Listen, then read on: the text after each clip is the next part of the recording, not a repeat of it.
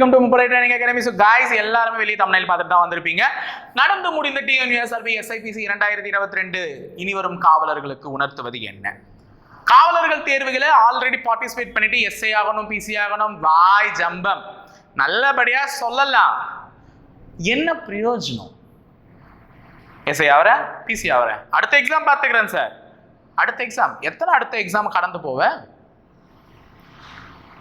வேலை ஒண்ணுதான், எக்ஸாமும் ஒண்ணுதான். அப்படி போக பாரு. 2 எக்ஸாம் அட்டென்ட் பண்றதுனால உனக்கு டபுள் ப்ரொமோஷன் கொடுத்து போன உடனே ஐஜி ஆக்கிட போறாங்களா, எஸ்பி ஆக்கிட போறாங்களா? கிடையாது தானே. அப்படி இருக்கும் போது ஏன் அந்த மாதிரி அடுத்த எக்ஸாம் பார்த்துக்கலாம், இதுல விட்டுட்டேன் அந்த மாதிரி கோட்டை விடுற? நடந்து முடிந்த தேர்வுகள் உனக்கு நிறைய உணர்த்தி இருக்கு. அது என்னன்றது முதல்ல தெரியுமா? எக்ஸாம் எழுதுனேன் சார், அது மட்டும் தான் எனக்கு தெரியும். வரல சார் ரிசல்ட், அவ்வளவுதான் எனக்கு தெரியும். கட் ஆஃப்ல போயிடுச்சு.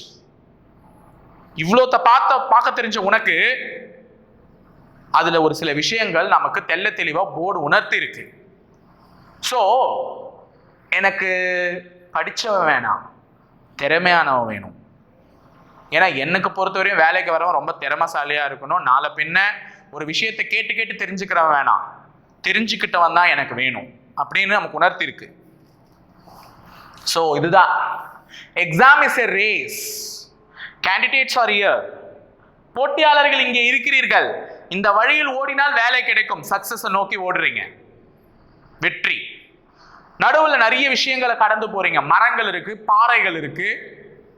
முதல்ல இந்த பாறையை தான் எல்லாருமே தூக்கிட்டு ஓடுறீங்க. மனப்பாடம் அப்படின்ற ஒரு பாறையை தூக்கி தலையில சுமத்துக்கிட்டு எக்ஸாம் என்ற ரேஸ்ல ஓடுறீங்க. பாறையை தூக்கி தலையில சுமந்துக்கிட்டதுனால உன்னால அந்த ரேஸை முழுமையா கம்ப்ளீட் பண்ண முடியுதானா? முடியல. மனப்பாடம், எதுக்கு எடுத்தாலும் மனப்பாடம். நான் மனப்பாடம் பண்ணிட்டேன் சார் 6th to 10th, அட்டை டு அட்டை மனப்பாடம் பண்ணிட்டேன். அந்த மனப்பாடம்ன்ற கல்லு உன்னை பாதி வழியிலே நசுக்கி சாவடிச்சிடுது. உன்னால அந்த சக்சஸ்ன்ற அந்த வெற்றி பாதையை நோக்கி ஓட வைக்குதுன்னா இல்ல. அப்போ நடுவுல திறமை, முயற்சி போன்ற மரங்கள் இருக்கு.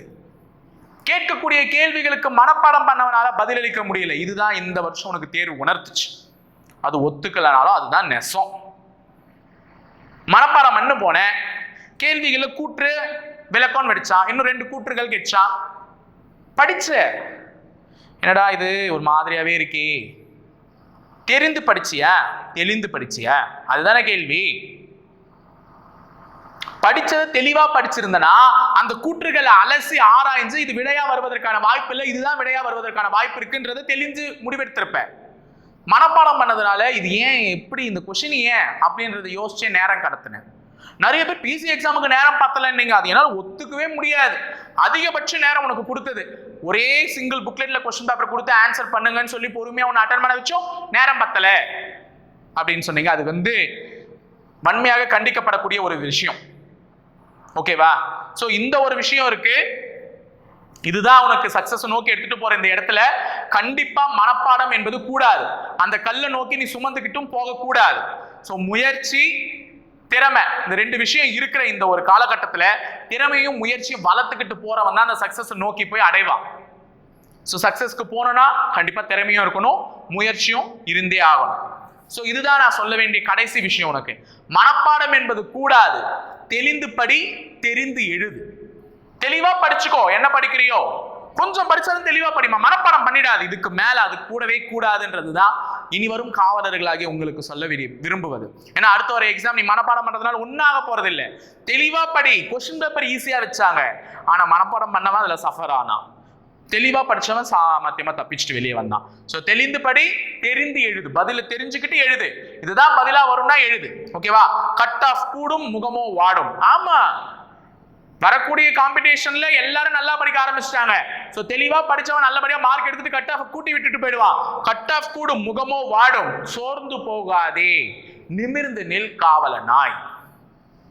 சோர்ந்து போகாது. கட் ஆஃப் கூட்டினா என்ன? அந்த கூடிய கட் ஆஃப் என்னால இருக்கணும், இன்னொருத்தனால இருக்கக்கூடாது. டிஎன்பிசி பட்சம் வந்து அடிச்சான், வரட்டும், அவனுக்கு நம்ம திருப்பி அடிச்சு அனுப்புவோம்.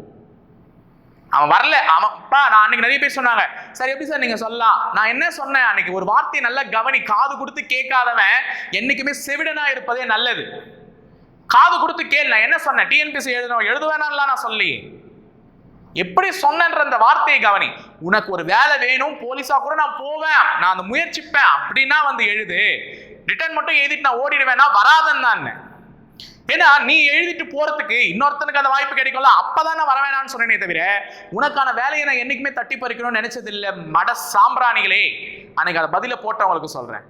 மடச்சாம்பிராணிகள், காதுல தெளிவா வாங்காத போடுறான் பாரு, அவன்லாம் சாம்பிராணி. அவனுக்கு வந்து காது கேட்காம இருந்தாலே நல்லது இல்ல. கடவுள் அந்த ஒரு உறுப்பை ஏன் அவனுக்கு கொடுத்த ஐம்புலன்கள் அதுன்னு எனக்கு யோசிக்க தோணுது. உன்னை வந்து எழுதாத நான் சொல்லலையே, எழுதி அடுத்த கட்ட லெவலுக்கும் நான் போவேன், பிசிக்கலும் போய் பார்ப்பேன், கடைசியில் வேலை கட்சி வேலைக்கும் போவேனாதான் வந்து எழுதுன்னு சொன்னேன். இல்லைனா தான் உன்னை வர வேணான்னு சொன்னேனே தவிர என்னை எப்படி நீ வர வேணான்னு சொல்லலாம்? நான் ஏன் எழுதக்கூடாது? ஜனநாயக நாட்டில் எனக்கு உரிமை இல்லையா அப்படின்னு கேட்டீங்க. உனக்கான ஒரு வேலை இருக்கு அப்படின்னா அந்த வேலையை தயவு செஞ்சு இன்னொருத்தருக்கு விட்டு கொடுக்கணும். நீ வந்து அடுத்த கட்ட, ஏன்னா எல்லாருக்குமே இந்த காம்படிஷன் வந்து சும்மா 57 வேலைக்கு 1000 பேர் போட்டி போடுற சூழ்நிலை இருக்கு இப்போ. அப்படி இருக்கும் பொழுது நான் கண்டிப்பா போவேன், எனக்கு வேலை வேணும் அப்படின்னா தயவு செஞ்சு வந்து எழுது. நான் வேணானே சொல்லலையே. நான் சொல்றது, நான் சும்மா எழுதி பார்க்க வந்தேன், சும்மா வந்தேன், அந்த சும்மான்றது தான் வேணான்றேன்.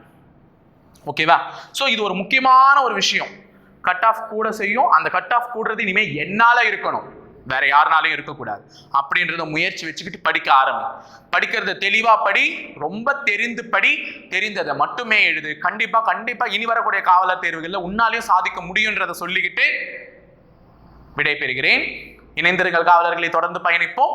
முப்படை பயிற்சி மையத்துடன் இனிமே கஷ்டப்படாம நல்லபடியாக எழுதுற வேலையை பாருங்க. ஓகேவா? தேங்க்யூ.